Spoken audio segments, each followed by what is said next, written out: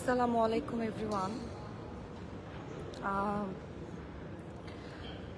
আসলে আজকের যেই বিষয়টা আমি বলার জন্য লাইভে এসেছি, আমার কাছে মনে হয়েছে যে এই বিষয় নিয়ে আমাদের সবার কথা বলা উচিত। এবং একজন জাতি হিসেবে আমি খুবই লজ্জিত, কারণ আমি নিজেও একটা মেয়ে এবং আমার ছোট একটা বোন আছে যার বয়স 7 বছর। এবং রামিসার যে বিষয়টা আমাদের চোখের সামনে ঘটে গেল, আমার মনে হয় না যে এটার বিচার একজনকে দেখে আসলে এটা শান্তি মিলতে পারে।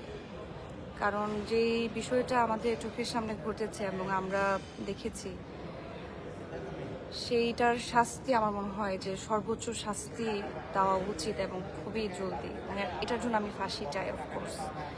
এবং আমি জানি না আসলে আইন কি বলে, আইন কি করবে, কিন্তু আমার নিজেরও তো একটা বোন আছে। আমার বোনও স্কুলে যায়। আমার বোনটাও যখন ইউনিফর্ম পরে বাসা থেকে আমার মাকে বিদায় দেয়, আমাকে বিদায় দেয়, আমরা অপেক্ষা করে থাকি যে আমার বোনটা কখন বাসায় ফিরবে। সো যার বুক খালি হয়েছে সে জানে যে সন্তান হারার বেদনা কতটা ভয়ঙ্কর। তো যেই দেশে বাস করি আসলে আসলে আমরা তো আমাদের বাংলাদেশকে নিয়ে অবশ্যই গর্ব করি, কিন্তু কিছু বিষয় থাকে যেগুলো আসলেই আমার মনে হয় এগুলো নিয়ে ভালোভাবে দেখা উচিত। এবং রামিসার যে বিষয়টা ঘটে গেছে সেটা নিয়ে আসলে সর্বোচ্চ বিচার করা উচিত আমার বলে মনে হয়।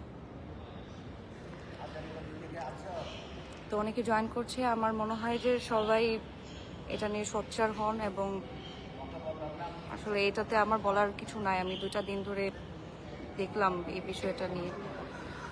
সো সবাই ভালো থাকবেন এবং যে যেখানে থাকেন ভালো থাকেন, সুস্থ থাকেন এবং সবাই সবার জন্য দোয়া করবেন। ধন্যবাদ।